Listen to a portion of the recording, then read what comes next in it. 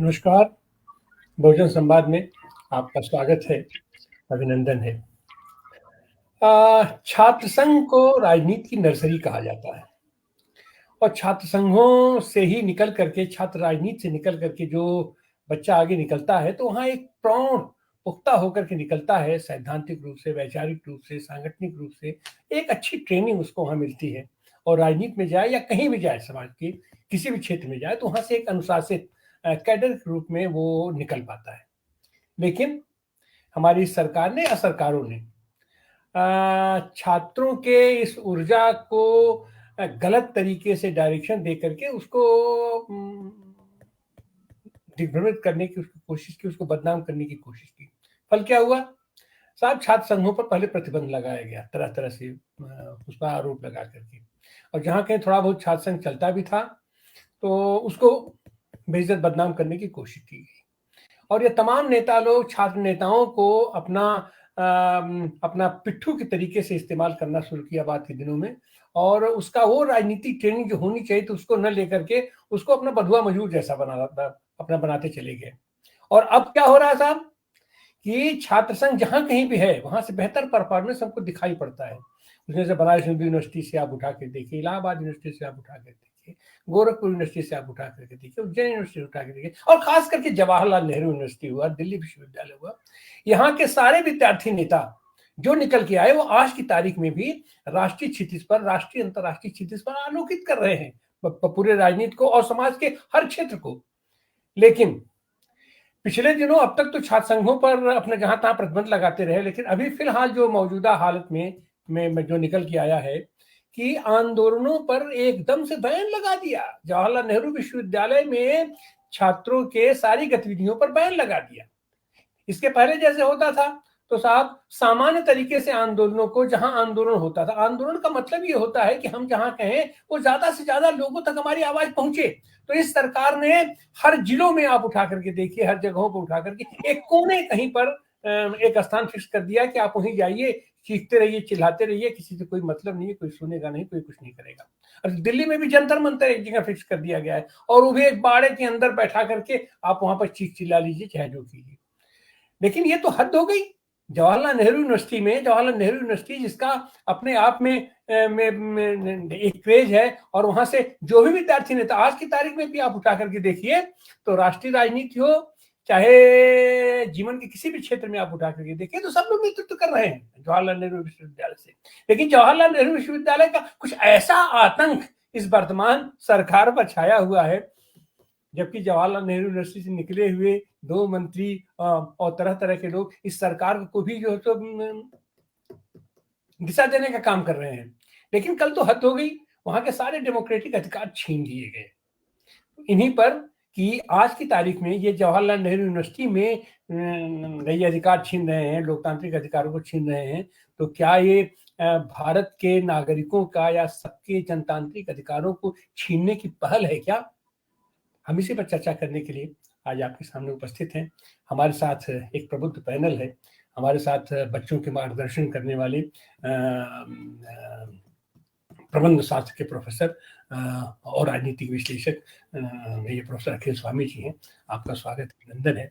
हमारे साथ राणा रोहित जी हैं, आप बनारस हिंदू यूनिवर्सिटी से आप प्रतिनिधित्व करते हैं छात्रों का, और राष्ट्रीय छात्र संगठन की आप महामंत्री हैं। आपका भी स्वागत, अभिनंदन है।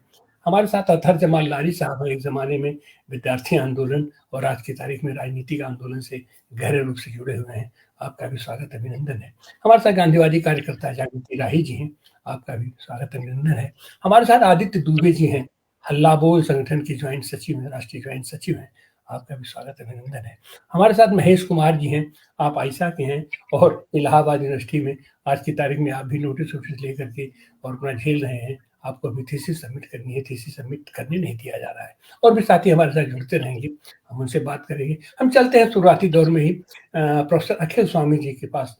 प्रोफेसर अखिल स्वामी जी, आप भी तो इतना लंबा अध्यापन का कार्य किया है, क्या आपके इस पूरे काल में कोई ऐसा उदंड विद्यार्थी मिला जो राजनीति से संबद्ध रहा हो और अपने जनतांत्रिक अधिकारों की बात भी करता रहा हो और आपके साथ कभी बदतमीजी किया हो और इन सारे रोशनी में आप कैसे देखते हैं जो जनतांत्रिक अधिकारों का ये रोक किया गया है जवाहरलाल नेहरू विश्वविद्यालय में? प्रोफेसर अखिल स्वामी जी। देखिए आनंद जी, बहुत अच्छी बात है। काशी हिंदू विश्वविद्यालय के छात्र भी हैं, प्रयाग विश्वविद्यालय के भी छात्र हैं, और दोनों यूनिवर्सिटी से मैं पढ़ा हूँ। काशी हिंदू विश्वविद्यालय से इंजीनियरिंग किया और इलाहाबाद यूनिवर्सिटी से MBA किया है। और मैं ये समझता हूँ, क्योंकि मैं खुद छात्र राजनीति में था, इसलिए मुझे लगता है कि मेरे जीवन का जो एक परिपक्वता आई, या जो मुझे जीवन की समझ आई, या जमीनी सरोकारों से मदद मिली, उसका कारण ये था राजनीति में सक्रिय होना। लेकिन मुझे ये लगता है, आपने युवा साथियों को बुला रखा है, इनसे बेहतर हम थे। 21वीं शताब्दी के छात्रों से मुझे अपेक्षा थी कि इनके अंदर शक्ति होगी, ताकत होगी, क्योंकि देखिए आपको कोई शक्ति देता नहीं है, शक्ति आपको लेनी पड़ती है लोकतांत्रिक ढंग से। इनसे बेहतर हम थे। हमने इंदिरा जी का 1971 में जब उन्होंने पाकिस्तान का बंटवारा किया था, भूरी भूरी प्रशंसा भी की थी। वाइस चांसलर के बंगले तक हम लोग नारे लगाते हुए हजारों छात्र गए थे, और उन्हीं इंदिरा गांधी के खिलाफ हम लोगों ने 74-76 में संघर्ष किया था, उनको सत्ता से हटा दिया था। तो ये शिकायत करना गलत है कि कोई आपके लोकतांत्रिक अधिकार ले रहा है, कोई सरकार ले रही है, क्योंकि सरकार तो देखिए हमेशा कोशिश करेगी। गुजरात से जो नवनिर्माण आंदोलन शुरू हुआ था और बिहार ने जिसकी कड़ी आगे बढ़ाई थी, जयप्रकाश नारायण ने कहा था कि अगर देश की दिशा का परिवर्तन कोई कर सकता है तो युवा वर्ग कर सकता है। तो मैं उस समय युवा था, मैंने अपने कर्तव्यों का निर्वहन किया। अब ये बच्चे बैठे हैं, मैं वैसे बैठ नहीं पाऊंगा, मुझे दूसरे चैनल पे जाना है, लेकिन मैं बाद में इस वीडियो को सुनूंगा। इन बच्चों के अंदर क्या तरुणाई खत्म हो गई है, नौकरी इनको मिल नहीं रही, फीस इनकी बढ़ गई है, और उसके बाद सारे इनके माता पिता जिस प्रकार से तपस्या करके इनको पढ़ाते हैं, उसके बाद इनको नौकरी नहीं मिल रही। IT के क्षेत्र में जहां पहले दिन सारी नौकरियां भरती थी, 25% लोगों को नौकरी नहीं मिल रही है। ये अग्निवीर को भी सहन कर गए, ये अपने लोकतांत्रिक अधिकारों का हनन भी सह गए। हम जैसे बुढ़ों से तो चलिए अपेक्षा की जाती है, इन बच्चों से मुझे ऐसी अपेक्षा नहीं थी। तो मुझे लगता है इनकी तरुणाई व्यर्थ है। हम लोग अच्छे जवान थे और ये अच्छे जवान नहीं। आप अब भी जवान है सर, और हमारे बच्चों के लिए आदर्श है, अपना प्रेरणा स्रोत है। अब हम चलते हैं इलाहाबाद यूनिवर्सिटी। इलाहाबाद यूनिवर्सिटी में भी एक लंबे समय से आंदोलन वहां चल रहा है, और उस आंदोलन का परिणाम एक तो हमारे सामने बैठे हुए हैं मनीष जी, कि इनको नोटिस दे दी गई है और इनकी थीसिस सबमिट होने नहीं दिया जा रहा है, इनको नहीं करने दिया जा रहा है। तो हम चाहेंगे मनीष जी अपनी बात को आगे बढ़ावें। अपना ऐसी भी चंदा यादव जी भी हमारे साथ जुड़ गई हैं। आप आयशा की आप राष्ट्रीय सचिव हैं, आयशा जी का भी स्वागत है। मनीष जी। बहुत शुक्रिया कॉमरेड। सबसे पहले तो ये एक बहुत जरूरी विमर्श को पटल पे लाने के लिए, इसके लिए छात्रों की तरफ से, स्टूडेंट्स की तरफ से बहुत शुक्रिया, क्योंकि आज चाहे JNU हो, चाहे BHU हो और चाहे इलाहाबाद हो, सभी विश्वविद्यालयों के अंदर डेमोक्रेसी को पूरी तरीके से खत्म कर दिया जा रहा है। स्टूडेंट्स राइट्स जो कुछ बचे खुचे हम लोगों ने हासिल किए थे, वहां तो और अत्यधिक हासिल करना था, तो जो बचे खुचे जो डेमोक्रेटिक राइट है उसको भी पूरी तरीके से नेस्तनाबूद किया जा रहा है। चाहे वो इलाहाबाद विश्वविद्यालय की हालात देख लें, भयानक रूप से फीस बढ़ाई गई। उस फीस के खिलाफ जिन भी स्टूडेंट्स ने बोला उनको उठा करके जेल में बंद किया गया। उनकी रिहाई के लिए जब मैं खुद भी इलाहाबाद विश्वविद्यालय से जब मैंने आवाज उठाई और फेसबुक पे महज पोस्ट लिखी थी कि जेल में बंद छात्रों को रिहा किया जाए, और आप देखिएगा कि पिछले 2 महीने से मैं भी इलाहाबाद विश्वविद्यालय में निलंबित हूँ। मैं शोध छात्र हूँ, राजनीति विज्ञान विभाग से रिसर्च कर रहा हूँ। मुझे 2 महीना हो गया इलाहाबाद विश्वविद्यालय में प्रवेश करने से प्रतिबंधित किया गया है, सिर्फ इसी बात के लिए कि मैं डेमोक्रेटिक तरीके से अपनी बात कह रहा था कि फीस वृद्धि आंदोलन में जो लोग शामिल थे उनके ऊपर फर्जी मुकदमे लादे गए हैं, वो वापस लिए जाएं और उनको जेल से रिहा किया जाए। क्योंकि फीस वृद्धि इतना प्रमुख सवाल है इलाहाबाद विश्वविद्यालय का। मैं PhD कर रहा हूं, जब मैंने PhD में दाखिला लिया था और आज भी PhD की मेरी फीस महज 508 रुपए है। आज भी मैंने अभी रिसेंटली अपने 3रे साल की फीस जमा की है जो 508 रुपए है। अब ये नई वाली फीस बढ़ के 16,000 रुपए के आसपास हो गई है। हॉस्टल की फीस जो कभी 6,000 हुआ करती थी अब बढ़ करके 26,000 हो गई है। बेसिक जरूरतें इलाहाबाद विश्वविद्यालय में आप पाइएगा कि बहुत उसका मूलभूत बुनियादी अभाव है। पीने के लिए साफ पानी नहीं है, स्टूडेंट यूनियन को बैन कर दिया गया है, और मूलभूत सुविधाओं का हॉस्पिटल फैसिलिटी विश्वविद्यालय में नहीं है किसी प्रकार की, और जिसका खामियाजा एक स्टूडेंट्स को अपनी जान गंवा करके भुगतना पड़ा। तो ऐसे में जब स्टूडेंट अपनी इन मूलभूत जरूरतों के लिए आवाज उठा रहा है, अपनी बात कह रहा है, तो चाहे वो इलाहाबाद विश्वविद्यालय का यूनिवर्सिटी एडमिनिस्ट्रेशन हो, चाहे बीएचयू का हो, चाहे आप जेएनयू में अभी जो रिसेंटली फरमान जारी किया गया है आप उसको देख सकते हैं कि इस तरह का बर्बर एक दमनात्मक छात्रों के ऊपर रवैया अपनाया जा रहा है। और ये खास तौर पर न्यू एजुकेशन पॉलिसी जिसका डॉक्यूमेंटेशन है, जो एक गोल लेकर के वो चल रही है कि स्टूडेंट्स के अंदर राइट ओरिएंटेड किसी प्रकार के वैल्यू सिस्टम को जनरेट नहीं होने देना है, बल्कि स्टूडेंट्स को कर्तव्यनिष्ठ, धर्मनिष्ठ, सत्तानिष्ठ, सत्ता के आगे झुका हुआ नतमस्तक होकर के सरकारों से कोई सवाल जवाब नहीं करना है, और उनको एक तरीके से सत्ता के पैरों में झुका हुआ एक इस तरह का युवा बनाने की कोशिश की जा रही है वर्तमान सत्ता के द्वारा, और उन्हीं लोगों के द्वारा अपॉइंट किए गए विश्वविद्यालयों में जो अथॉरिटीज हैं उनके द्वारा छात्रों का दमन करके। अभी इसके पहले जो कॉमरेड साथी प्रोफेसर साहब कह रहे थे कि छात्रों के बीच लड़ाई खत्म हो गई है, मैं नहीं मानता। मुझे ऐसा लग रहा है कि इलाहाबाद विश्वविद्यालय का युवा हो, चाहे बीएचयू में हमने देखा हमारे तमाम साथी लोग हैं इसी तरह की फांसीवादी तानाशाही रवैये के खिलाफ लड़ रहे हैं और उसके खिलाफ भुगत रहे हैं। मेरे सहित दर्जनों इलाहाबाद विश्वविद्यालय के छात्र छात्राएं आज टर्मिनेटेड हैं, सस्पेंडेड हैं। इलाहाबाद विश्वविद्यालय प्रीमिसेस में जिन्होंने परीक्षा पास करके दाखिला लिया है वो विश्वविद्यालय परिसर में एंट्री करने से रिस्ट्रिक्टेड हैं। आज इस तरह का निजाम हो चुका है। हम लोग जब एक डिबेट डिस्कशन का प्रोग्राम करने के लिए इलाहाबाद विश्वविद्यालय एडमिनिस्ट्रेशन से जाते हैं मिलने के लिए, तो वो कहता है कि मणिपुर के मसले पर अगर तुम्हें प्रोटेस्ट करना है तो जाकर के मणिपुर प्रोटेस्ट करो, इलाहाबाद विश्वविद्यालय वो जगह नहीं है।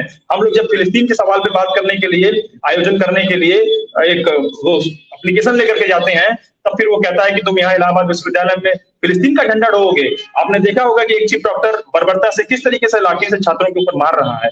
तो ये पूरा एक निजाम बर्बरियत का निजाम अकादमिया में भी पूरी तरीके से छाया हुआ है। और जब इलाहाबाद विश्वविद्यालय का एक दलित प्रोफेसर अपनी एक प्रोग्रेसिव थॉट को अगर कुछ बात कहता है, ट्विटर पर कुछ लिखता है, बोलता है, तो उसके निलंबन करने का, सस्पेंशन करने का नोटिस थमा दिया जाता है। तो इस तरीके से अनडेमोक्रेटिक प्रैक्टिसेस पूरे एकेडमिया के इंस्टीट्यूशन में चल रही हैं, और जिसका सीधा मकसद है कि छात्रों के अंदर एक कर्तव्यनिष्ठ, कर्तव्य परायणता, धर्मनिष्ठ, एक सरकारों के आगे नतमस्तक होकर के किसी प्रकार की तार्किक चेतना से डिबेट बहस करने वाला ना हो, इस तरह के स्टूडेंट्स के अंदर इक्वालिटी को इनकलकेट करने की कोशिश की जा रही है, जिसके खिलाफ हम लोग लड़ रहे हैं। और तब तक लड़ेंगे कि जब तक इस तरह का एक एकेडमिक जो बर्बरियत का ये निजाम कायम रहेगा। हम लोगों की स्टूडेंट्स की लड़ाई निरंतर जारी है और ये जारी रहेगी।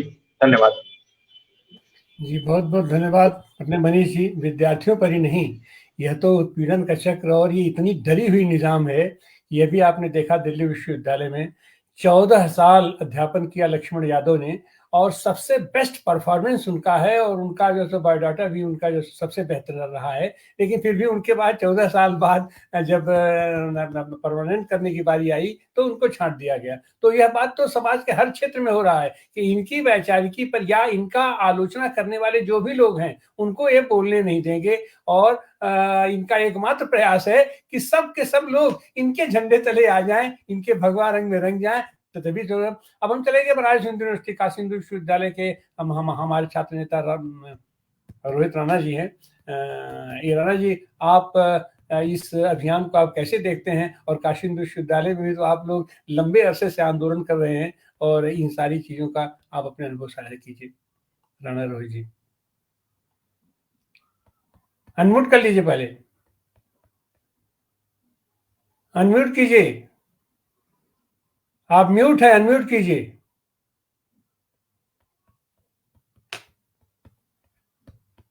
जब तक आप कर पाते तब तक हम चलेंगे काशी हिंदू विश्वविद्यालय की छात्र नेता आयशा की हैं चंदा यादव जी। चंदा यादव जी, अनम्यूट कर लीजिए। बहुत बहुत धन्यवाद साथी, आपको आपने मुझे मतलब इस कार्यक्रम में बुलाया। आज के दौर में हम सब लोग देख रहे हैं कि जिस तरीके से मीडिया का एक रवैया रहा है कि वो जिस पक्ष को दिखा रहा है, एक पक्ष को, आप दूसरे भी पक्ष को, जो एक छात्रों को, छात्र के पक्ष है या फिर समाज के उन पक्षों को भी दिखा रहे हैं, इसके लिए बहुत बहुत धन्यवाद। जो हम सब जान रहे हैं कि आज के दौर में जिस तरीके से दमन हो रहा है कि वो समाज के हर तबके पे दमन हो रहा है, और वहीं पे छात्रों पे भी दमन हो रहा है और शैक्षणिक संस्थानों में भी दमन हो रहा है। जेएनयू में जो एक फरमान, तानाशाही जो रवैया आया है, फरमान आया है, उसपे अगर हम देखें तो एक छात्र या फिर आम छात्रों को जो वो अपनी आवाज के अपनी मांग के लिए आवाज उठाते हैं, उनको रोकने के लिए वो एक तानाशाही रवैया अपनाए हैं और इस तरीके का वो फरमान जारी कर दिए हैं कि अगर आप किसी लिए प्रोटेस्ट करते हैं तो हम आप पे 20,000 का जुर्माना लगा देंगे, 10,000 का जुर्माना, या फिर कैंपस से निष्कासित कर दिया जाएगा। हम सब लोग देख रहे हैं कि आज के दौर में छात्रों के ऊपर जिस तरीके से जितना ज्यादा से ज्यादा यूएपीए लग रहा है, हम ये कौन तबके के लोग हैं? हम छात्र छात्र तबके के ही लोग हैं। अगर हम अपने लिए आवाज उठाते हैं तो हमारे ऊपर यूएपीए लगा दिया जाता है। और हम ये एक तरीके से अगर पूरी तरीके से इन चीजों को देखें कि देश भर के तमाम विश्वविद्यालयों में जिस तरीके से हर अलग अलग विश्वविद्यालयों में इस तरीके के रवैये एक प्रशासनिक तौर पे किए जा रहे हैं, चाहे वो जेएनयू हो, चाहे वो दिल्ली विश्वविद्यालय हो, चाहे हैदराबाद हो, इलाहाबाद में हमने कुछ दिन पहले देखा कि एक साथी को जो प्रॉक्टर हमारे साथी विवेक को पीट रहा था।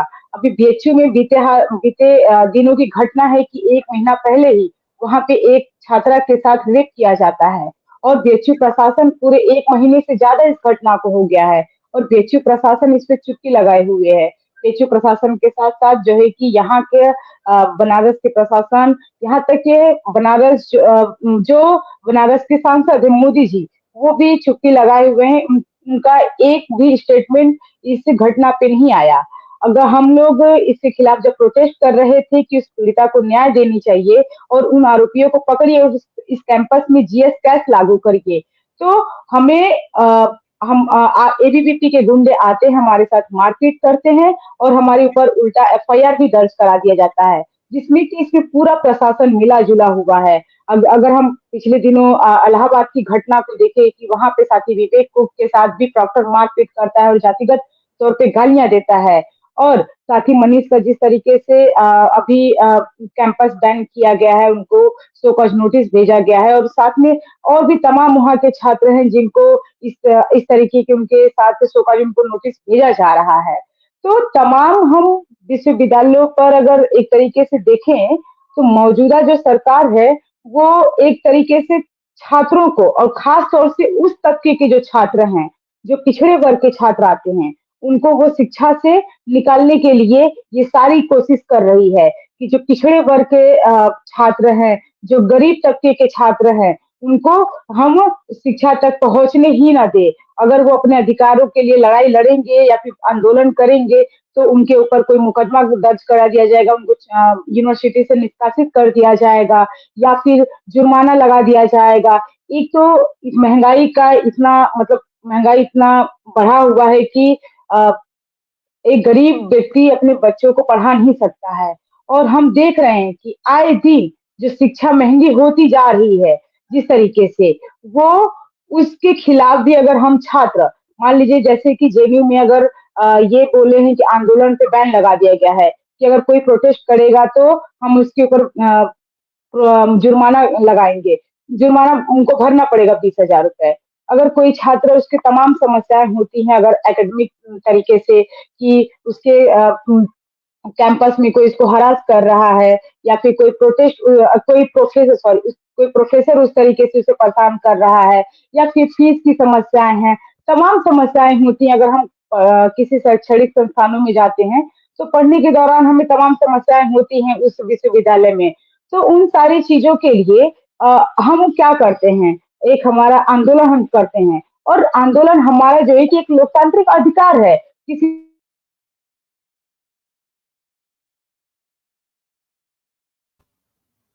जी चंदा जी का नेटवर्क लग रहा है चला गया है। अब हम चलते हैं दिल्ली। 147 संगठनों का हल्ला बोल आंदोलन है। हल्ला बोल आंदोलन के राष्ट्रीय सचिव आदित्य दुबे जी हमारे साथ हैं। आदित्य दुबे जी, आदित्य दुबे जी। जी सर, आवाज आ रही है? हाँ आ रही है, बताओ। जी सर।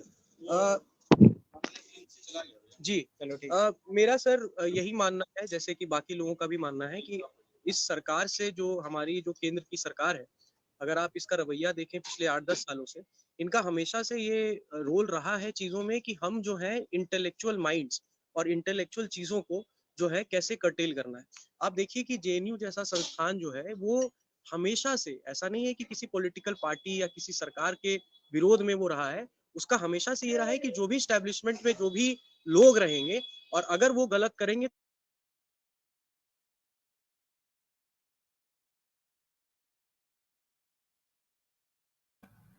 क्योंकि वहां पे जी इंटेलेक्चुअल लोग बैठते हैं, भाई लोग वहां पे पढ़ाई कर रहे होते हैं, लोग वहां पढ़ रहे होते हैं, चाहे वो देश की बात हो, चाहे विदेश नीतियों की बात हो, हर चीज वो पढ़ रहे होते हैं और रैशनल माइंड से। वहां पे भी छात्र राजनीति होती है, जो छात्र राजनीति में नहीं भी है वो भी सरकार से सवाल पूछते हैं। सबसे बड़ी बात ये है, ऐसे तो जहां भी जो भी विश्वविद्यालय है, यूनिवर्सिटीज है, वहां पे यूनिवर्सिटीज में जहां भी यूनिवर्सिटीज हैं, वो सारी यूनिवर्सिटीज में अगर आप देखेंगे कि सरकार से सवाल पूछा जाता है और जो छात्र राजनीति में रहते हैं, चाहे वो किसी भी छात्र संगठन से हो, वो सरकार से सवाल पूछते हैं। जेएनयू की एक अलग बात है कि वहां पे जो लोग छात्र राजनीति से नहीं है वो भी सरकार से सवाल पूछ रहे हो। तो जाहिर सी बात है कि ये सरकार को अब खतरा किससे, अगर हम वो देखें, इस देश में जो ज्यादातर लोग हैं, चाहे अभी हम 3 राज्यों का चुनाव देखें, इन 3 राज्यों में क्या हुआ कि बीजेपी जहां पे कंपैरेटिवली जो है लग रहा था कि वहां पे वो सरकार नहीं बना पाएगी, वहां पे वो सत्ता में नहीं आएगी, चाहे वो राजस्थान हो, छत्तीसगढ़ हो, वहां पे वो सत्ता में आ गई। तो अब वो 24 को टारगेट कर रहे हैं और आने वाले 8-10 सालों का जो भी उनका प्लान है, उनको ये लगता है कि जेएनयू जैसे इंस्टीट्यूशंस या इस तरह के जो शैक्षणिक संस्थान है, वहां पे इंटेलेक्चुअल लोग, वहां पे छात्र जो है अपने राइट्स और दूसरों के साथ जो गलत हो रहा है या दूसरों के साथ देश में कहीं पे भी इनजस्टिस हो रहा है, चाहे वो इजराइल या पैलेस्टीन का मामला हो, हर मुद्दे पे वो अपनी बात रखेंगे, अपनी ओपिनियंस को रखेंगे। तो जाहिर सी बात है वो सरकार से सवाल पूछेंगे। पहले भी ये होता आ रहा था और आने वाले समय में भी जो भी सरकारें आएंगी उससे सवाल पूछा जाएगा। जो लोग पढ़ रहे हैं, जो लिख रहे हैं, वो जाहिर सी बात है जहां पे भी इनजस्टिस होगा उनसे पूछा जाएगा। तो आज के समय में उनके पास यही होता है कि अब हम क्या करें। तो जेएनयू जैसे इंस्टीट्यूशंस को टारगेट करते हैं। पहले कैसे टारगेट किया कि जो भी फेलोशिप्स था या जो भी फंड्स सेंट्रल गवर्नमेंट देती थी उसको कम कर दिया। उसके बाद वहां पे प्रोफेसर्स ऐसे आने लगे जो संघी माइंडसेट के थे। अब नया फरमान आया है कि अब आप यूनिवर्सिटी में प्रोटेस्ट नहीं कर सकते।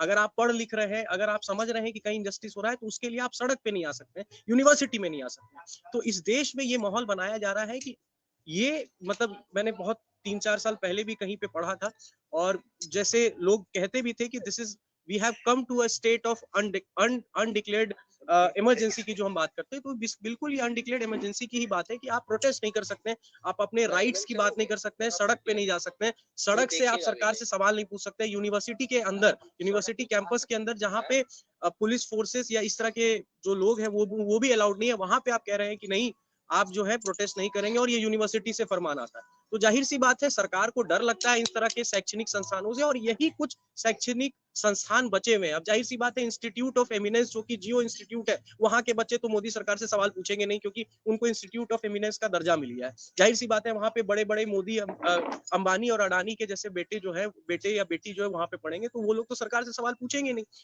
जेएनयू में क्या होता है कि वहां पे लोग, गरीब घर के लोग मेहनत करके, बहुत परिश्रम करके जेएनयू में जाते हैं और जब चीजों को समझते हैं और अगर उनको लगता है कि इनजस्टिस हो रहा है तो सवाल पूछते हैं। तो जाहिर सी बात है कि आने वाले समय में सरकार को इन इंस्टीट्यूशन से डर लगता है, खतरा लगता है और उनको लगता है कि कहीं ना कहीं आने वाले समय में यही लोग जो है हमसे सवाल पूछ पाएंगे। हमें हो सकता है कि हमारी जो गलतियां हैं या जो हमारी जो नीतियों में कमी है या लोगों को जो हम बरगला रहे हैं उसको उबारने या उसको उजागर करने का काम जो है जेएनयू जैसे शैक्षणिक संस्थान कर सकते हैं। इसीलिए उनको टारगेट करो, इसीलिए उनके पीछे पड़ो, इसीलिए उनको एंटी नेशनल टर्म कर दो। तो जाहिर सी बात है कि प्रोटेस्ट और इन सब चीजों के लिए, प्रोटेस्ट ना करने के लिए सर्कुलर जो है वो आएगा ही, लेकिन इससे हमें डरना नहीं चाहिए। मुझे लगता है कि चाहे वो 24 का चुनाव हो या आने वाले समय में अगर 24 का चुनाव वो जीत भी जाते हैं तो भी मुझे लगता है कि हम लोगों को पॉजिटिव होना चाहिए और संघर्ष जो है वो जारी रखना चाहिए। युवा हल्ला बोल में भी हम लगातार देश भर में अनएम्प्लॉयमेंट के इश्यूज पे लगातार काम कर रहे हैं, रोजगार के इश्यूज पे लगातार काम कर रहे हैं और आने वाले समय में हम 24 को लेके भी देश भर में एक आंदोलन तैयार करने की कोशिश कर रहे हैं। मुझे लगता है कि इससे डरना नहीं चाहिए।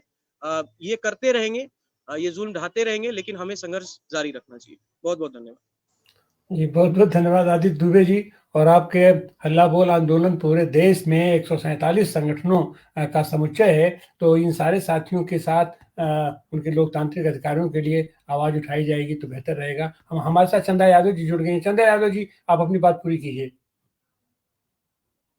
जी, तो हम जिस तरीके से देख रहे हैं कि हर यूनिवर्सिटी में जिस तरीके से दमन किया जा रहा है, बेसिकली कि वो लोकतांत्रिक जो अधिकार है, लोकतंत्र को एकदम खत्म करने की ये पूरी तरीके से साजिश की जा रही है।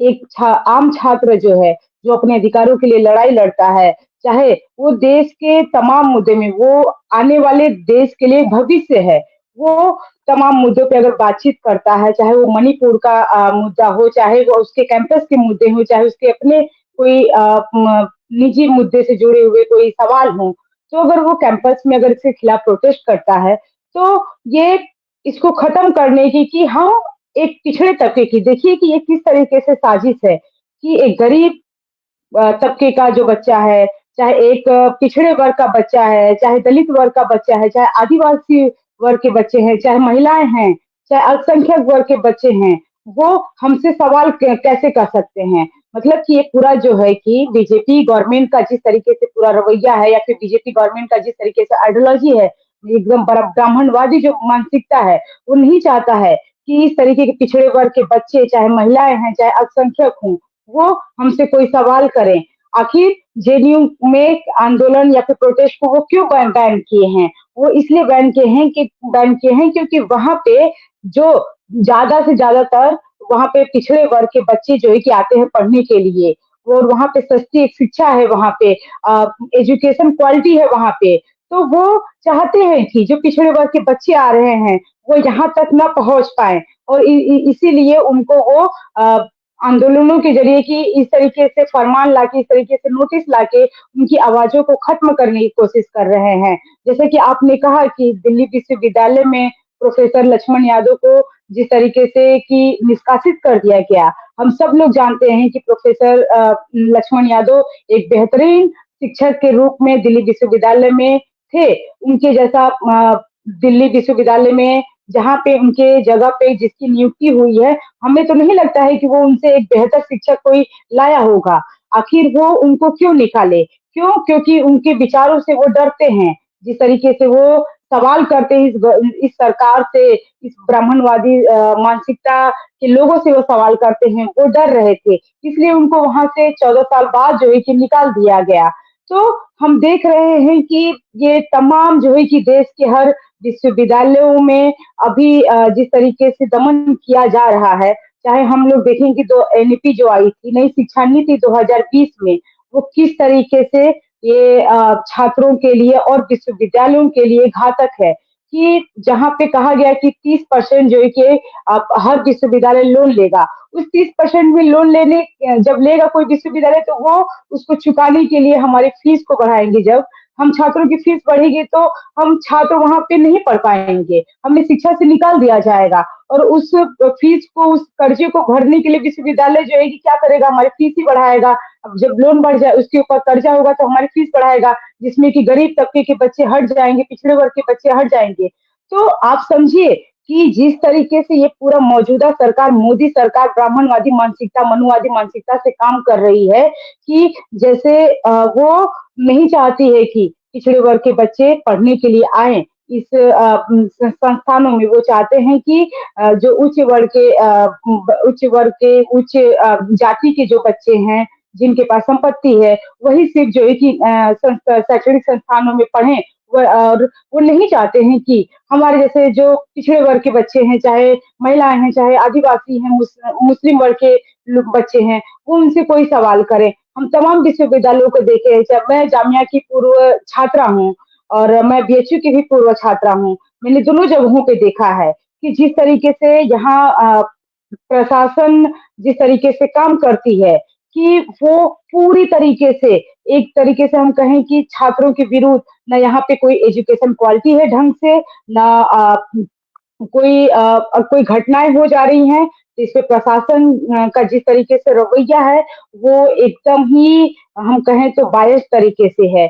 कि अभी हाल ही में जैसे कि मैंने जिक्र किया था कि यहाँ पे जो एक रेप की घटना हुई थी, और जिसमें कि प्रशासन ने अभी तक कुछ नहीं किया है। तो मैं यही कहना चाहती हूँ कि ये जो जेएनयू में लाया गया है, और कि प्रोटेस्ट बैन करने के लिए किस पे जुर्माना लगाया जाएगा, ये सिर्फ जेएनयू के लिए ही नहीं है। हमें लगता है कि इसके साथ साथ देश के तमाम विश्वविद्यालयों के जो जाने माने विश्वविद्यालय हैं, चाहे जेएनयू हो, चाहे डीयू हो, चाहे हैदराबाद हो, बीएचयू हो, जामिया हो, इलाहाबाद यूनिवर्सिटी हो, ये तमाम विश्वविद्यालयों पे ये ऐसे ही रोक लगाएंगे और वहां से ये हमारी चाहेंगे कि हमारी आवाज को रोकने की। लेकिन जैसे कि सर ने कहा था कि आज के युवा जो है कि बोल नहीं पा रहे हैं, उतना कर नहीं पा रहे हैं। हम भी जैसे साथी मनीष ने कहा कि हम लोग एग्री नहीं करते हैं इस चीज से, क्योंकि हम देखें कि आज के दौर में जो सबसे ज्यादा युवक ये छात्रों के ऊपर भी लग रहा है।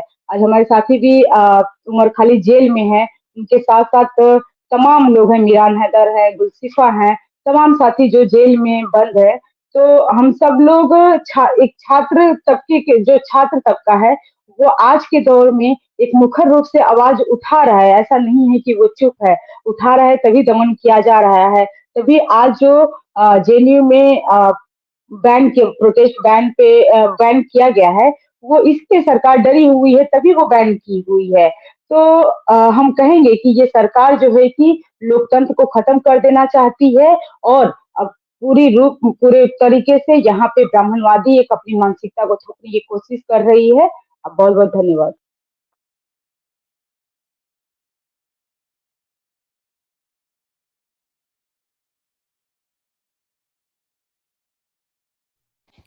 हमारे साथ डॉक्टर सुनील जुड़ चुके हैं। केवल विद्यार्थियों पर ही नहीं, यह सरकार तो जहां से भी उसको खतरा समझ में आता है, जो कोई भी उससे उस पर उंगली उठाता है, अपना संसद से संसद सदस्य हटा दिए जाते हैं। और सड़कों पर भी जो लोग संघर्ष कर रहे हैं, उसके एक उदाहरण हमारे सामने डॉक्टर सुनीलम, इनको फिर से अरेस्ट वारंट जारी हो चुका है। ये अभी रास्ते में है, हम वहाँ जा रहे हैं कल वहाँ देखने के लिए। डॉक्टर सुनीलम, अभी हमारे साथी अपने बच्चों ने दिल्ली से, इलाहाबाद यूनिवर्सिटी से, बनारस हिंदू यूनिवर्सिटी से अपनी बातें रखी हैं। आप ये जो जनतांत्रिक अधिकारों का पर ये डकैती डाल रही है सरकार और जेएनयू बैद की है, आप इसके बारे में क्या राय?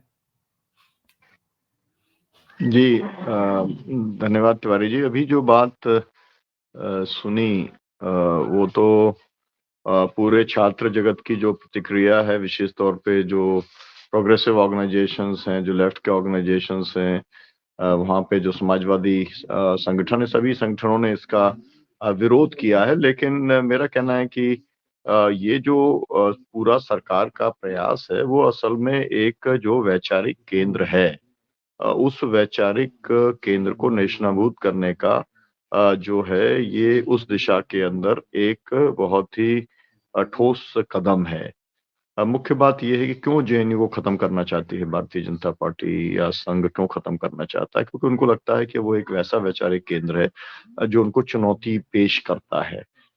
अब लेकिन सवाल ये है कि वो जो भी इसका नैरेटिव बनाते हो कि वहां पर आतंकवादी रहते हैं, वहां कौन कौन से लोग रहते हैं, टुकड़े टुकड़े गैंग रहते हैं, लेकिन जब एकेडमिक्स की बात आती है और जेएनयू जब पूरी दुनिया के अंदर या हमारे देश के अंदर जो टॉप मोस्ट इंस्टीट्यूशंस हैं, उसकी हर समय टॉप 10 के अंदर वो रहता है, उसके रिजल्ट बहुत अच्छे रहते हैं।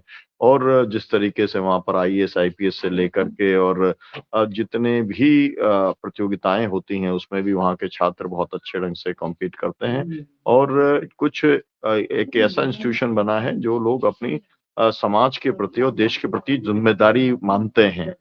तो केवल वो नौकरी देने के लिए, बाजार के लिए अच्छा प्रोडक्ट तैयार करने की वो मशीन नहीं है।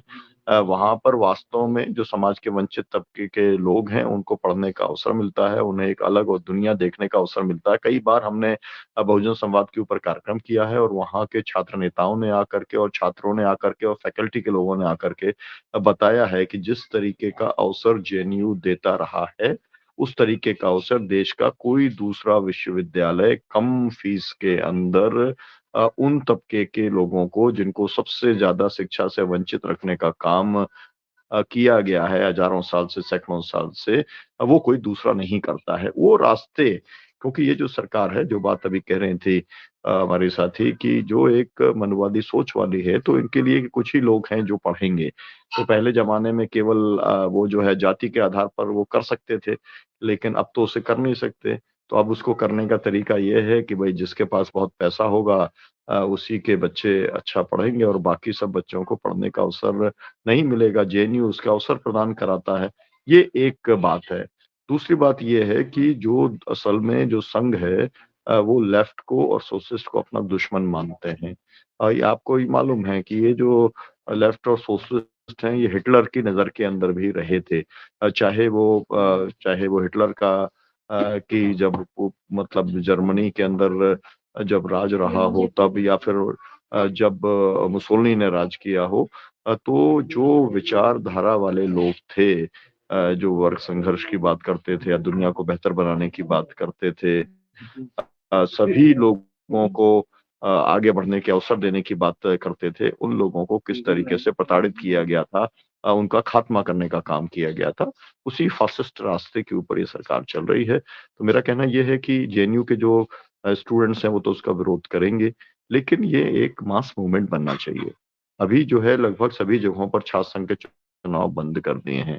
छात्र संघ के जब चुनाव होते थे तो पूरे देश के अंदर एक नया नेतृत्व मिलता था। यूपी का या देश का जितना नेतृत्व था वो सब छात्र संघों से ही आता था, लेकिन वो सब अब पूरी तरीके से खत्म करने का काम हुआ है।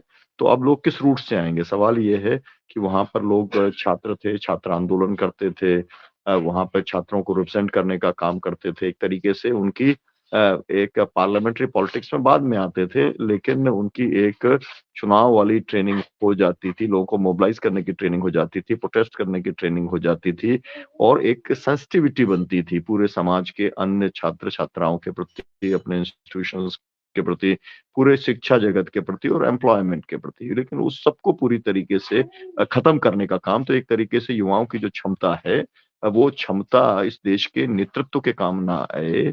वो क्षमता केवल और केवल वो लोग मतलब बाबू बने, नौकरी केवल करने का काम करें और कमाई करें और अपना पद प्रतिष्ठा पाने की होड़ में वो लगें और बाजार का वो एक हिस्सा बन जाए।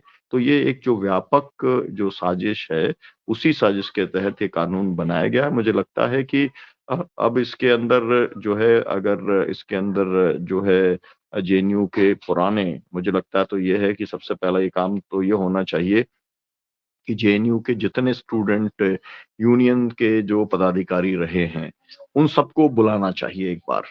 और मुझे याद है कि जब इनका कन्हैया कुमार का और इन सब लोगों की उस समय गिरफ्तारी वगैरह हुई थी, उसके बाद में ये एक एफर्ट जेएनयू के स्टूडेंट यूनियन के लोगों ने शुरू किया था। मुझे लगता है कि अब उसको रिवाइव करने की ज़रूरत है और पूरे सबसे पहले जेएनयू के जो स्टूडेंट यूनियन के जो भी अब तक पदाधिकारी रहे हैं, जो नेतृत्व करता रहे हैं, वो सब लोग तत्काल जल्दी से जल्दी वो लोग मिलें, बैठें और उसके बाद में देश भर के छात्रों की जो है छात्र नेताओं की देश भर के वो मीटिंग बुलाने का काम करें और एक बड़ा व्यापक आंदोलन, है ना? क्योंकि जेएनयू जो है वो केवल जेएनयू के छात्रों का नहीं है। जेएनयू देश के युवाओं का है, देश के छात्रों का है, छात्राओं का है। तो इसलिए इसकी जो लड़ाई है उसको लड़ने की ज़िम्मेदारी केवल जेएनयू के छात्र-छात्राओं के ऊपर नहीं छोड़ी जा सकती, केवल लेफ्ट के ऊपर नहीं छोड़ी जा सकती। जो भी ये मानते हैं कि शिक्षा पाने का जो अधिकार है वो सबको है। विशेष तौर पे वंचित लोगों के लिए जो है क्वालिटी एजुकेशन, हायर एजुकेशन के जो है सेंटर्स डेवलप करना सरकार की ज़िम्मेदारी है, वेलफेयर स्टेट का वो एक हिस्सा है। ऐसे सब लोगों की गोलबंदी करने की ज़रूरत है और बहुजन संवाद उसके अंदर एक फैसिलिटेटर की भूमिका अपनाने का काम ज़रूर करेगा।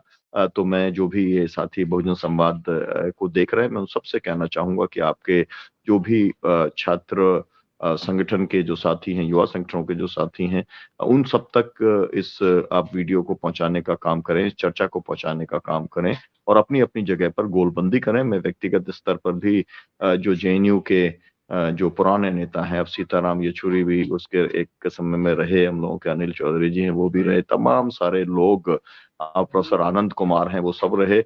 मैं भी उन सब लोगों से बातचीत करने का काम करूँगा और ये जो विचार को कुचलने का जो काम है, यहाँ पर जागृति राही जी हैं, जिस तरीके से सर्व सेवा संघ को जो है मतलब गांधी के विचार को, जेपी के विचार को, विनोबा के विचार को कुचलने की कोशिश सर्व सेवा संघ को पूरी तरीके से नेस्तनाबूद करके जो बनारस के अंदर हुई है, उसी तरीके की ये साजिश है और उसी स्तर के ऊपर जैसे जो है बनारस के साथियों ने इसको लगातार लड़ने का काम किया, सतत तौर पे लड़ने का काम किया, मुझे लगता है कि उसी तरीके की एक सतत आंदोलन की रूपरेखा बनाने का काम जेएनयू से जुड़े हुए छात्र छात्राओं को, संगठनों को और व्यापक जो लोग इन छात्रों के बीच में काम करते हैं उन्हें जरूर करना चाहिए। बहुत शुक्रिया तिवारी जी।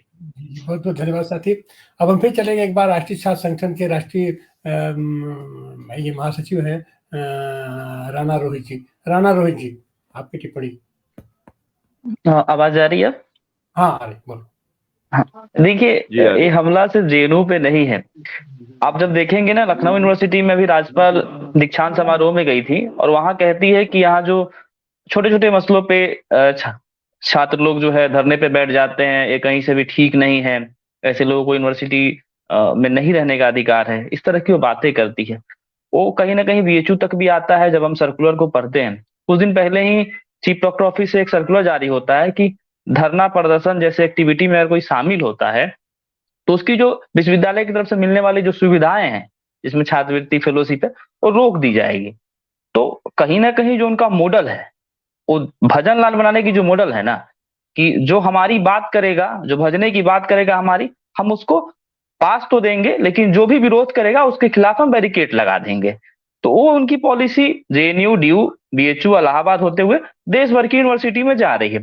शायद यही एक प्रमुख कारण है कि उत्तर प्रदेश हो या फिर दूसरी जगह जहां भी उनकी सरकारें हैं, वहां लगातार वो छात्र संघ को रोकने का काम कर रहे हैं। इवन मैं कह रहा हूं कि 2014 से पहले अगर आप देखेंगे ना, तो बनारस के भीतर ही पुतला दहन का बहुत सारे कार्यक्रम होते थे, खूब सारे लोग हल्ला बोल करते थे, कई सारे लोग लगातार हर सप्ताह में छात्र संघ की डिमांड करते थे, खासकर एबीवीपी के लोग। लेकिन आज उनके यहाँ भी देखा जाता है कि बहुत शिथिलता है, अंदर से जो बातें आती है, स्थिति ऐसी है कि लंका गेट के बाहर अभी 4-5 महीने पहले लोग जो है प्रोटेस्ट कर रहे थे और उन्होंने पुतला यूजीसी के चेयरमैन का पुतला दहन किया, उनपे 6 लोगों पे केस हुई। तो हमारी संवेदना उनके प्रति भी है कि भाई क्या एक पुतला दहन से, क्या विरोध के जो इतने भी स्वर है, चाहे उनके अंदर की हो चाहे बाहर की हो, क्या आप इतना डरते हो कि उस पर एफआईआर करा दी जाती है? तो स्थिति बहुत भयावह है। और हम मांग क्या करते हैं? हम मांग तो यही कर रहे हैं ना कि हमारे विश्वविद्यालय में अभी देखेंगे बीएचयू में कि 5 गुना फीस बढ़ाई गई थी। लाइब्रेरी की फीस जो 50 रुपए थी, जो सर्विस चार्ज, उसको 500 किया गया। और किताब क्या आ रहा है भाई? किताब जो 2014 से पहले आप देखेंगे कि 5200 के करीब आता था, आज वो किताबों की संख्या 3000 पे सिफर हो गई है। तो हम लगातार तो पढ़ने लिखने की ही तो मांग कर रहे हैं कि हमारे विश्वविद्यालय के भीतर क्लासेस नहीं चल रही है तो क्लास चलाइए, लाइब्रेरी में किताबें नहीं तो किताब दीजिए। और जो भी हम देखते हैं अपने आसपास, जो हमारे घर परिवार की समस्या है, चाहे हमारी किसानों के आंदोलन हो, चाहे दूसरे लोकतांत्रिक आंदोलन हो, हम उसके पक्ष में खड़े होते हैं। कहीं ना कहीं हम एक दूसरे से जुड़े हुए स्वभाव के पाते हैं कि अगर किसानों की आय बढ़ेगी तो शायद हमारे घर से 300 रुपए एक्स्ट्रा आ जाएगा, तो हम दूसरी किताबें खरीद लेंगे। तो इन सब से इनको इतना डर है कि अगर आप थोड़ी भी लोकतांत्रिक आवाज उठाते हैं तो आपको या तो सस्पेंड कर दिया जाएगा, डिबार कर दिया जाएगा, आप पे अलग अलग तरीके से एफआईआर भी कर दिया जाएगा, और हर तरह से जितने भी तरीके से वो डराने का प्रयास कर सकते हैं और डराने का प्रयास करेंगे। कहीं ना कहीं उनको एक पॉलिटिकल स्पीच जो होती है ना, जिसमें सिर्फ भजन लाल की बातें नहीं होती है कि हम आपको बहुत सोबर तरह की बातें करेंगे, बहुत अच्छी अच्छी बातें करेंगे, मीठी मीठी बातें करेंगे, हम अगर आप गलत कर रहे हो तो हम आपकी आलोचना ही मुखर होकर करेंगे। तो इस प्रकार की आवाजों से उनको बहुत डर लग रहा है, और शायद यही कारण है कि वो लगातार विश्वविद्यालय के भीतर दमन अपनी बढ़ा रहे। शुरुआत में प्रोफेसर साहब ने कहा था कि हमें आज के युवाओं से बहुत मतलब दुख हो रहा था उन्हें, शायद मैं उनसे डिसएग्री करता हूं। मेरा मानना है कि जिस जेएनयू की बात हो रही है, हम सब ने उस तस्वीर को देखा है कि कैसे सीताराम येचुरी जो है इंदिरा गांधी को गेट पे रोक लेते हैं, और वो लोकतंत्र होता है कि देश का प्रधानमंत्री उस समय उसकी बातों को सुनती है और कहीं ना कहीं एग्री भी करती है। आज अगर प्रधानमंत्री के खिलाफ आप कुछ बोलते हैं तो भैया कल होके तो जेल में डाल दिया जाएगा। लोकतंत्र की जब स्थापना हुई थी तो बताने की जरूरत नहीं है, जागृति दी है यहाँ पे। आप देखेंगे कि कैसे जो है नेहरू के गिरबान पकड़ लेती है एक महिला और कहती है कि हमें लोकतंत्र में क्या मिला, तो प्रदेश का प्रधानमंत्री कहता है कि भाई तुम्हें लोकतंत्र ने अधिकार दिया है कि तुम एक प्रधानमंत्री का कॉलर पकड़ रही हो। बनारस के भीतर एक सतनाम सिंह है, अब सब लोग जानते होंगे, 47 बार गिरफ्तार हुए। इंदिरा गांधी को उन्होंने बनारस के भीतर ही एयरपोर्ट पे काले झंडे दिखाए और बोले कि इंदिरा जी मुर्दाबाद। और इंदिरा गांधी का उधर से फिर फोन आता है जब उनको एसपीजी उनको मारपिटाई कर रहे होते थे कि उन्हें छोड़ दिया जाए, कि वो एक लोकतांत्रिक व्यक्ति है, उन्होंने इंदिरा जी कहा। आज आपको भनक लग जाए तो आपको पोस्टल डिटेन कर लिया जाएगा, हाउस अरेस्ट कर लिया जाएगा। तो चीजें बहुत परिवर्तन हुई है, हमारी जिम्मेदारियां भी बढ़ी है कहीं ना कहीं, लेकिन लोकतंत्र जो बढ़ना चाहिए था, जो और मैच्योर होना चाहिए था, उसको कहीं ना कहीं पंगु बनाने का काम लगातार ये सरकार कर रही है। धन्यवाद।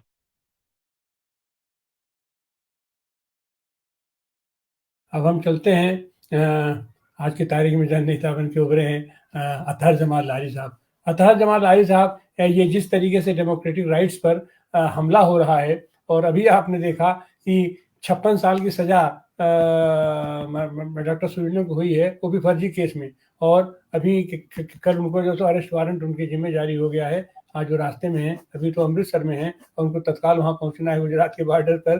कल उनका तो भाई कहना है कि आपका वारंट आप हमको कहाँ खोजेंगे, मैं खुद ही आपके सामने हाजिर हूँ, आइए हमको गिरफ्तार कर लीजिए। तो इस तरीके से जो तमाम अधिकारों को उसको कटल करने के लिए और जनतांत्रिक अधिकारों को खास करके उसके ऊपर जिस तरीके से बलात् अपहरण करने की कोशिश हो रही है, इस पर आपकी राय? अतहर जमाल लारी साहब। बहुत बहुत धन्यवाद तिवारी जी। अब इस देश में लोकतंत्र नाम की कोई चीज रह नहीं गई है। हम लोग भी राजनीति में छात्र राजनीति से ही आए हैं, चुनाव लड़के जीत के, और आज राजनीति में अभी भी जिंदा हैं। ये सरकार नहीं चाहती कि हमारे खिलाफ कोई मुखर होकर के आवाज बुलंद करे।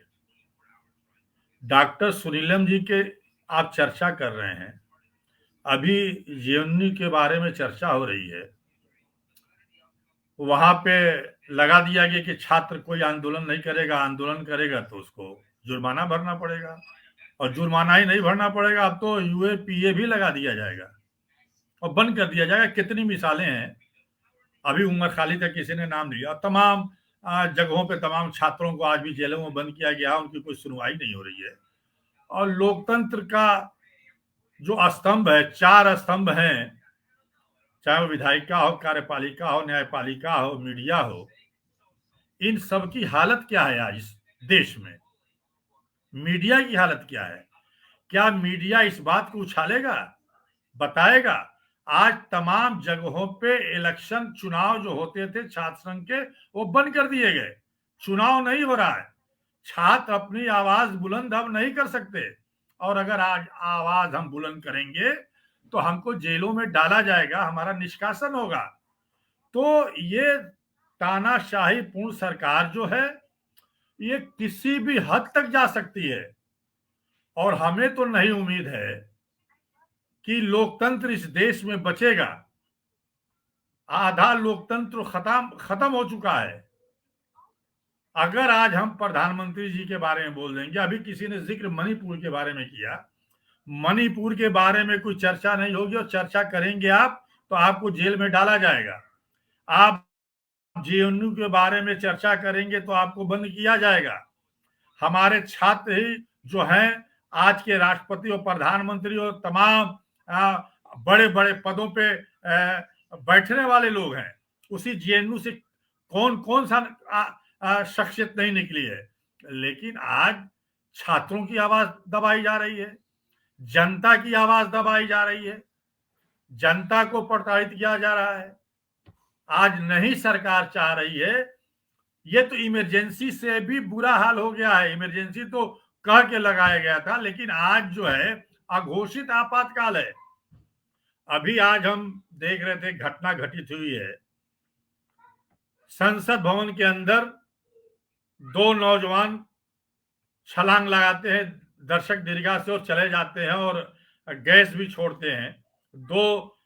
एक महिला और एक नौजवान जो है बाहर भी प्रदर्शन कर रहे हैं, और ये नारा लगा रहे हैं संसद भवन में कि तानाशाही नहीं चलेगी, और बाहर नारा लग रहा है कि काला कानून वापस लो। अभी हमारे समझ में नहीं आया कि वो कौन सा काला कानून वापस लेने की बात कर रहे थे, वो कौन सी तानाशाही की बात हो रही है, जो उसकी जांच होगी तो ये पूरा पता चलेगा। जो संसद भवन की में बरसी मनाई जा रही थी, नए संसद भवन में जो कहा जाता है कि एकदम परिंदा पर नहीं मार सकता, वहां पे लोग चले जा रहे हैं, और जब ये तानाशाही बढ़ेगी तो संसद भवन से लेकर के हर जगह विरोध होगा, लेकिन हमारे विरोध के अधिकार को छीना जा रहा है, छात्रों के अधिकार को छीना जा रहा है। आज जो बनारस में घटना अभी मैं पूछना चाहता हूं, छात्रा के साथ गैंग रेप हुआ, लेकिन आज तक उस मुलजिम को पकड़ा, वो मुलजिम पकड़े नहीं गए। ये किसकी लापरवाही है? शासन और प्रशासन दोनों की लापरवाही है कि जो आज वो लोग पकड़े नहीं गए। तो आज ये दमनकारी नीति जो सरकार अपना रही है बहुत दिन तक नहीं चलेगा। हिटलर का नहीं चला, मुसोलिनी का नहीं चला, और रावण और कंस का भी नहीं चला। कोई राम पैदा हुआ तो कोई जो है कृष्ण पैदा हुआ, लोग पैदा होंगे। यकीनन इसके खिलाफ हमको लड़ाई लड़नी पड़ेगी, और छात्रों की आवाज को लेकर के हमको भी आगे आना होगा। छात्र भी हमारी हर लड़ाई में हम लोगों के साथ रहे हैं, चाहे किसानों का मुद्दा रहा हो, चाहे लोकतंत्र की हत्या की जा रही हो, या कोई भी बात रही हो, इमरजेंसी लगाया गया हो, तो भी छात्रों का आंदोलन शुरू किया और जयप्रकाश नारायण जी के अगुवाई में तमाम छात्र नेता इकट्ठा हुए। और आज तमाम छात्र नेताओं को और बुद्धिजीवियों को इकट्ठा हो करके इसके खिलाफ आवाज बुलंद करनी पड़ेगी, नहीं तो अभी तो शुरुआत है जेएनयू से। ये हर यूनिवर्सिटी, हर कॉलेज में ये कानून बना दिया जाएगा, हम अपनी आवाज बुलंद नहीं कर पाएंगे इस तानाशाह हुकूमत के खिलाफ। और ये सरकार कतई नहीं चाहती है कि कोई हमारे खिलाफ बोले। तो ये बहुत बुरा समय आने वाला है, ये बहुत बुरा समय आने वाला है। ये सरकार जो है मनुवाद को लाना चाहती है, मनुस्मृति से देश को चलाना चाहती है। ये सरकार संविधान को बदलना चाहती है। ये नहीं चाहती है कि हमारी आवाज कहीं पे हम अपनी आवाज उठा सकें। इसलिए सबको इसके ऊपर सोचना होगा, मंथन करना होगा, और तमाम हम उन नौजवानों से भी अपील करेंगे, उन युवकों से भी और छात्रों से भी अपील करेंगे, आपको लामबंद होना पड़ेगा, नहीं तो लोकतंत्र नहीं बचेगा। लोकतंत्र तो ऐसे ही खत्म हो रहा है, और आने वाले दिनों में अगर ये सरकार दोबारा 2024 में आ जाएगी तो यकीनन लोकतंत्र हमेशा के लिए खत्म हो जाएगा। इस देश में चुनाव भी बंद हो जाएगा और किसी की आवाज कहीं नहीं सुनी जाएगी, और मनुस्मृति के आधार पर ही देश चलेगा। जी सर भाई, हम चलते जागृति राही जी के पास। अभी भी चर्चा हुआ वो संसद, जो पुराने संसद कहा जाता था, ये तो असुरक्षित है और ये तमाम चाक चौबंद संसद, परिंदा पर नहीं मारेगा। लेकिन परिंदा का पखना कटा हुआ परिंदा तो वहां जा सकता है, और जिसको ले जाया गया आज वहां जो घटना हुई है उसके पास गेट पास मिला है। मैसूर के भाजपा सांसद हैं प्रताप सिन्हा जी। प्रताप सिन्हा जी के परमिशन से, प्रताप सिन्हा जी के गेट पास से वो सारे बच्चे अंदर प्रवेश किए थे, और वहां पर आज हंगामा हुआ। और उसके बाद हमारे ये सभापति महोदय कह रहे हैं नहीं ऐसा कुछ नहीं है, प्रारंभिक जांच में हमने देख लिया है कि कहीं कोई बहुत गड़बड़ी नहीं थी, कहीं कोई बहुत गड़बड़ी नहीं थी। अगर यही पास जो है किसी दूसरे विपक्षी सांसद के द्वारा अगर जारी किया गया होता तो पूरे देश में हंगामा होता, और सोशल मीडिया पे नाम और पूछा जा रहा था कि कौन लोग हैं। अगर किसी धर्म विशेष के लोग होते तो आज पूरा हंगामा खड़ा कर दिया गया होता। जी जी, ये तो बेहतर हुआ कि अथाल जमाल लारी वहां नहीं थे, और नहीं तो जबरदस्ती इन्हीं का गेट पास लगा दिया जाता, और नहीं तो दानिश अली साहब तो वहां पड़े हुए हैं, उन्हीं का गेट पास सब लगा देते, लेकिन वो तो पकड़ा गया अपना सीधे सीधे। तो इन सारी स्थितियों पर आपका कमेंट जागृति जी।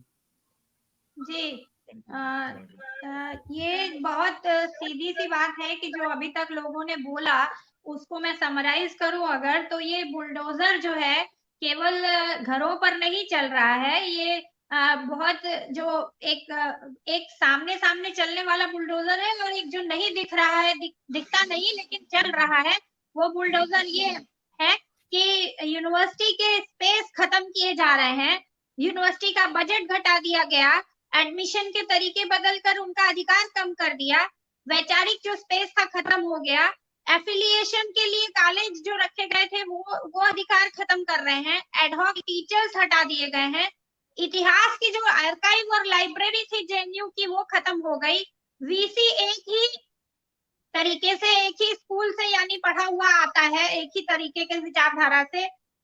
ये model BHU, Allahabad, Lucknow, Hyderabad, Gujarat university सब जगह लागू हुआ है। ऐसा नहीं है कि खाली जेएनयू में है, जेएनयू का नाम ज्यादा होता है और लड़ते लोग ज्यादा हैं। पार्टियों के जो विपक्ष के छात्र संगठन है और नेता हैं उनके ऊपर पूरा शिकंजा कसा गया है। उमर खालिद जैसे लोग और तमाम लोग जेल में हैं। इसका अब मैं उदाहरण और कंक्लूड अगर करूं, इसको जोड़ूं, तो आपको दिखाई देगा कि इस सब का संबंध कहीं ना कहीं शिक्षा के निजीकरण से है और उनको ये कॉलेजेस, ये यूनिवर्सिटीज नहीं चाहिए। उनको उसको भी एमएनसीज की तरह ही आज नहीं तो कल बेच देना है, उसी तरफ चीजें जा रही हैं। और इसीलिए कहीं ना कहीं छात्रों की आवाज को बिल्कुल चुप कराना है। और समझिए कि आपको याद होगा कि जामिया मिलिया, याद करिए कि जो हमला हुआ था, मैं पहले जो वक्ता थे उनके जवाब में कहना चाहती हूँ कि कभी आपने इमरजेंसी में सुना था क्या? आप बहुत अच्छे छात्र नेता रहे होंगे, लेकिन कभी जामिया में जिस तरह घुसकर पिटाई की गई वो कभी देखा था इस देश में आजादी के बाद? कभी हुआ था? या रोहित वेमुला के जैसे छात्र को आत्महत्या करनी पड़े और इस देश में 35,000 से ज्यादा स्टूडेंट्स आत्महत्या, युवा आत्महत्या कर रहे हो, बेरोजगार आत्महत्या कर रहे हो, ऐसा कभी था हिंदुस्तान?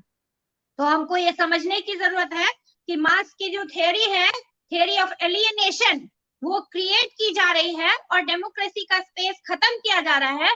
3 राज्यों के चीफ मिनिस्टर हो या और उनके द्वारा शासित राज्य हो, हर जगह कठपुतली बैठा दी गई है। जो एक लोकतांत्रिक ढांचा था देश का, स्टेट की सरकारों की औकात नहीं है। सांसद महुआ हो या राहुल गांधी हो, बाहर कर दिए जाते हैं।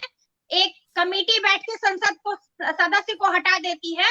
ये सारे उदाहरण हम लोग रोज देख रहे हैं। तो ये मामला डेमोक्रेटिक ढांचे को और स्पेस को बुलडोज करने का है, खत्म करने का है। और हम लोग चीन और रूस के रास्ते पे जा रहे हैं। जो हमारा शासक है आज की डेट में, वो उसका सारा मोटिवेशन, वो भले ही लेफ्ट के लोगों से चिढ़ते हो बहुत बुरी तरह, लेकिन उनका मॉडल कहीं ना कहीं बगल का चाइना का और रशिया का ही है, जहां वो 20 साल के लिए खुद को घोषित कर देंगे कि हम ही रहेंगे और हमारी पार्टी ही रहेगी और दूसरा कोई नहीं रहेगा। और ये सब डेमोक्रेसी के नाम पे होगा।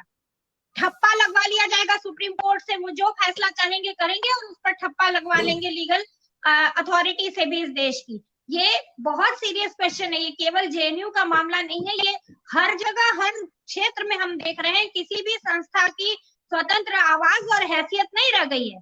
वो चुनाव आयोग को लोग केचुआ बोलने लगे हैं। क्या क्रेडिबिलिटी रह गई है?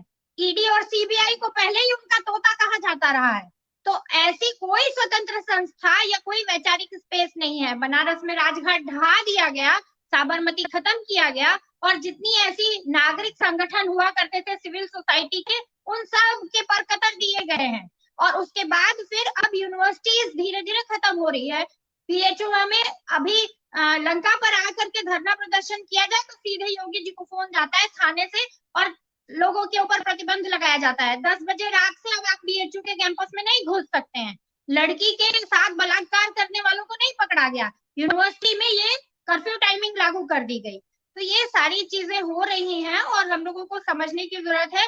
ये नहीं कहा जा सकता कि आज की युवा पीढ़ी लड़ना नहीं जानती है, खूब जानती है, लेकिन उसको कोई जयप्रकाश नारायण नहीं मिल रहा है। सच्चाई ये है कि जिन लोगों को 74 और 77 में मिले थे वो जयप्रकाश नारायण थे। आज कौन है इस देश में जयप्रकाश नारायण? किसी में नहीं दम है कि उस तरह से लोगों को मोटिवेट कर ले और स्टूडेंट्स को खड़ा कर ले, एक जगह पे लीडरशिप मिले। किसान आंदोलन, एनआरसी का आंदोलन या उसके बाद छात्र आंदोलन से शुरुआत हुई थी। ये सारी चीजों में जिन लोगों ने भाग लिया उन सबके ऊपर ही यूएपीए लगाया जा रहा है, राजद्रोह का मुकदमा लगाया जा रहा है, छांट छांट के किया जा रहा है। या फिर भीमा कोरेगांव के आंदोलन से जो लोग जुड़े थे, SC/ST एक्ट के खिलाफ जो उसका हटाने की बात हो रही थी, तो इन सारे 4-5 आंदोलन इस देश में किसने किए? उसमें ज्यादा भागीदारी किसकी थी? तमाम छात्र संगठन उन सबके पीछे कहीं ना कहीं लगे हुए थे और ये इन लोगों को खूब अच्छी तरह मालूम है।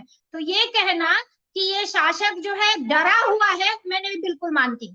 ये कतई नहीं डरा है, ये डरा रहा है, ये बुरी तरह डरा रहा है लोगों को। और उसका नतीजा है कि लोग अब बाहर जाने से और धरना प्रदर्शन में हिस्सा लेने से डरते हैं। उनके पास 200-400 लोगों की हर जिले में लिस्ट होती है, हर यूनिवर्सिटी में लिस्ट होती है कि इन लोगों पे निगाह रखो, इनके पीछे पुलिस और LIU और IB को छोड़ के रखो। यही लोग हैं जो खुराफाती लोग हैं, बाकी तो सब डर के चुप हो चुके हैं।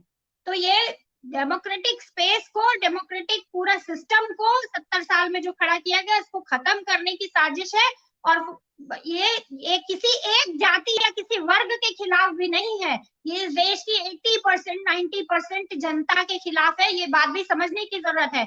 जब इसमें जो हटाए गए, लक्ष्मण यादव भी हटाए गए और सौरभ वाजपेयी भी हटाए गए, तो ये भी हम लोगों को याद रखने की जरूरत है कि ये बात और ये भाषा ये नहीं चलेगी। अब हमको ये बोलना पड़ेगा कि जो भी डेमोक्रेटिक तरीके से प्रगतिशील सोच के साथ लड़ने वाले लोग हैं, उन सब के खिलाफ है ये मॉडल। वो चाहे गांधीवादी हो, चाहे अम्बेडकरवादी हो, चाहे लेफ्ट की विचारधारा से हो, चाहे समाजवादी हो, ये बात अगर हम नहीं बोलेंगे और यही करते रहेंगे कि हाँ फलानी जाति और धिमाका जाति, तो हो चुका फिर लड़ाई और हो चुकी साथ में मिलकर के चीजों को झेलना। तो मैं एकदम स्ट्रांगली कह रही हूँ कि स्टूडेंट्स के द्वारा, स्टूडेंट्स के साथ मिल करके बेरोजगारी के खिलाफ और इसके लिए जिस तरह का मूवमेंट खड़ा होना चाहिए, उसके लिए अब यूनिवर्सिटीज के दरवाजे बंद हैं। बाहर आपको अपना स्पेस बनाना होगा और कहीं वो स्पेस ऐसा होना जरूरी है जो इनके सीधे सीधे कहें तो पकड़ से बाहर है। और हमें अपने संगठनों के झंडे, बैनर और उसके जो जिसको कहते हैं ना सीमाएं हैं, और उसका जो मोह है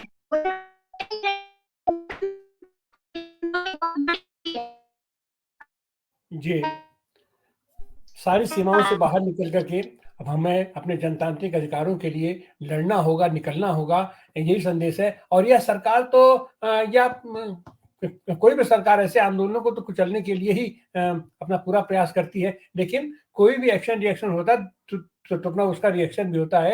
ये सरकार जितना ही दमन कर रही है, उतना ही तेजी से हमारा छात्र आंदोलन भी बढ़ेगा, युवा आंदोलन भी बढ़ेगा, महिला आंदोलन भी बढ़ेगा, किसान आंदोलन आप साथी देख रही है, मजदूर आंदोलन बढ़ेगा। और ये सारे आंदोलनों के ही बल पर हम जनतांत्रिक अधिकारों को पा सकते हैं। आप सारे साथी आज आए, हमारे साथ जुड़े, आपका बहुत बहुत धन्यवाद। बहुत बहुत आभार। जागृति राही जी नहीं, चंदा यादव जी नहीं, प्रोफेसर अखिल स्वामी, अथर जमालदारी, राणा रोहित जी, मनीष कुमार जी, आदित्य दुबे जी और डॉक्टर सुनीलम, आप सबको एक बार बहुत बहुत शुक्रिया। और आपका यह स्नेह और सहयोग ही हमारी पूंजी है।